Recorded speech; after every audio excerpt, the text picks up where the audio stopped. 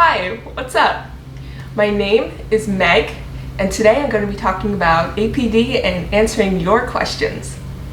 In an attempt to contribute to the larger conversation about hidden disabilities like APD, today I'm going to be taking questions that you guys submitted from Facebook and Gmail. So what I'm trying to do is just put information out there and hopefully help some people along the way. Let's get started. So a very common question that I received is, how in your daily life do you cope with having APD? So there's definitely a lot of ways that I've learned to cope just naturally going through life with APD. So here are some coping mechanisms that I've used off the top of my head. So I've definitely used reading lips as almost a crutch when I can't hear someone, as just gaining more information. So I've never had formal training, but that's definitely something you can look into. I know there's classes, like online classes and stuff like that, especially if you're younger, you can pick it up better.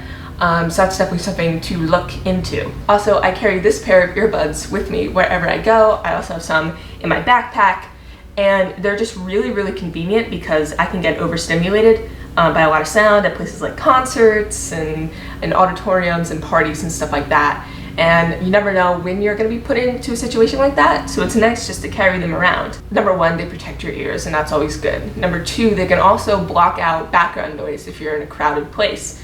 I know some earbuds are electronic that go in there. I've never had a pair work very well for me, but I know that some people rely heavily on those and they work for them, so that's another thing to look into. I use subtitles for everything that I watch. I'm a huge movie and TV buff. I want to be a screenwriter. I want to do all that. So I watch movies all the time. And now it's just natural that my family knows they have to put on the subtitles on Netflix, or they have to put on the subtitles for whatever TV show we're watching.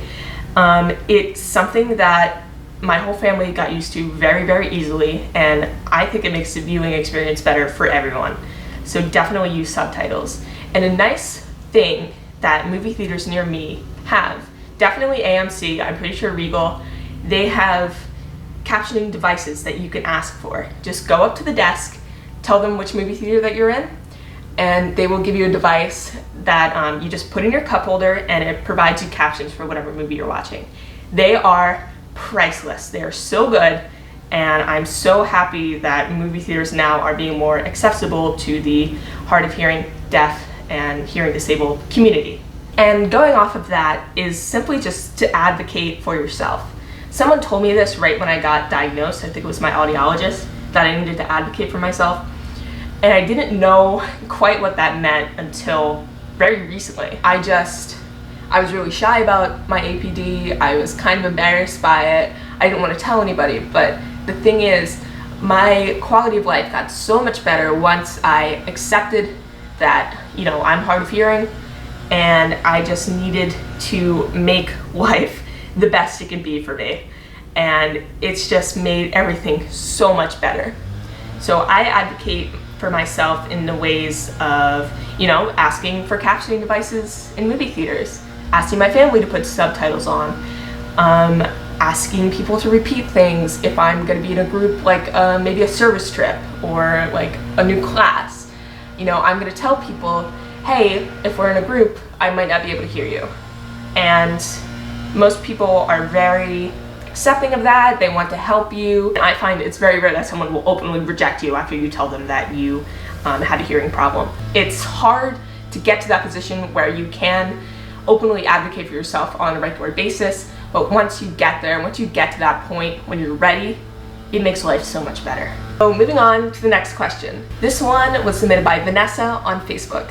How can I help my recently diagnosed son feel like he isn't different and get upset with himself when he knows he makes a mistake with what he heard? I personally was diagnosed with APD when I was 16 years old, though I felt very much like your son feels now for years prior. It can be really scary and overwhelming when you think about all the information that you could be missing at any point in time, especially in situations like class and social groups and all that. So therefore, it's pretty easy to feel overwhelmed and frustrated and almost angry at your situation. I find it fantastic that your son is now formally diagnosed so he can get help at school and accommodations and all that, and that you are so actively trying to help him by like going on these Facebook groups and asking questions and trying to learn for him. That's amazing. So here's a couple ways that you can make life just a little bit easier for someone with APD. When you're talking to someone with APD, face them directly so they can see your lips, and also be ready to repeat anything you said and try not to get frustrated when they don't hear you the first time. And if they don't get it the first couple times you say it, rephrase it. Say the same sentence in a different way, and they may be able to process it better. It also is a monumental help when you are someone's escape from uncomfortable situations. I think if you have a kid, definitely a small child, who is crying because there's too much noise, just take them out. I know my mom had to want to walk me outside at my 8th birthday party because the other kids were being too loud and I couldn't take it, and I appreciated that so much.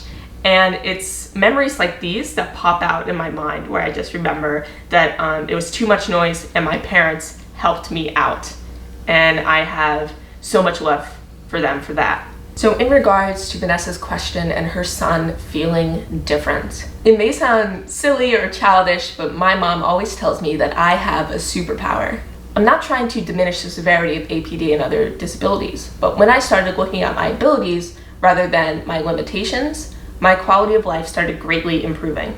For example, I may have APD, but through creating these videos, I have the power to educate and inspire others.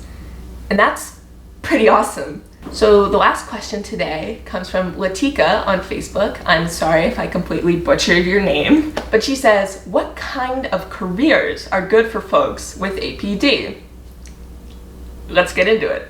So I want to preface this by saying I'm talking out of my personal work experience, and I don't want anybody to feel limited in what they can do because of their APD. So keeping that in mind, here are some things that did not work for me and did work for me. So moving on to what did not work, and that is hostessing. I was a hostess at a golf club, and the restaurant was very small and there was a lot of people in there.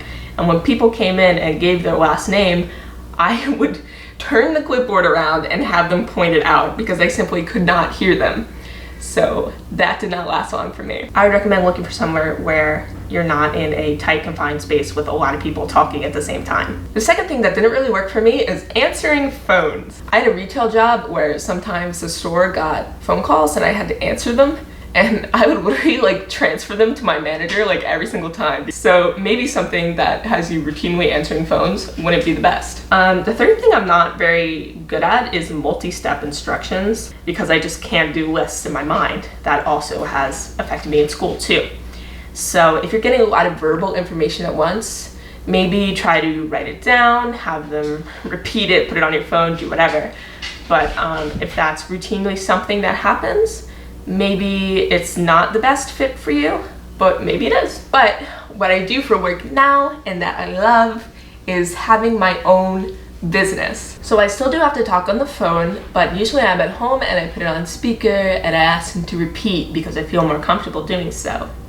I run my own photography and videography business where I am my own boss. It works really well for me, but here's some extra things that I have to do in order to be successful. So I have to be very organized. I have a calendar that I meticulously put all of my photography shoot dates and such in it.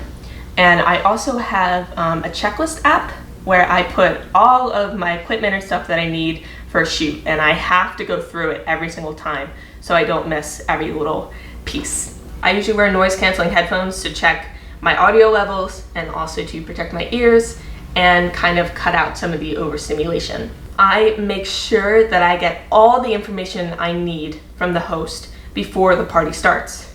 This is so, number one, I don't interrupt him or her during the party, and number two, so I am 100% certain that I've heard everything right and that I have everything on a list that I need to do. Okay, so that brings us to the end of today's video. I really hope that this answered some questions that you may have had about APD. If you still have questions or any other ideas for videos, feel free to leave a comment down below or hit me up on my email, megshanes@gmail.com. If you like me, this video, this content that I'm producing, it would really help me out if you left a like, subscribed, left a comment, share, do all that stuff so I can continue putting out content like this. I'm so thankful for all the reception that the first video got, and I hope that I can kind of keep that momentum going. So thank you very much for watching.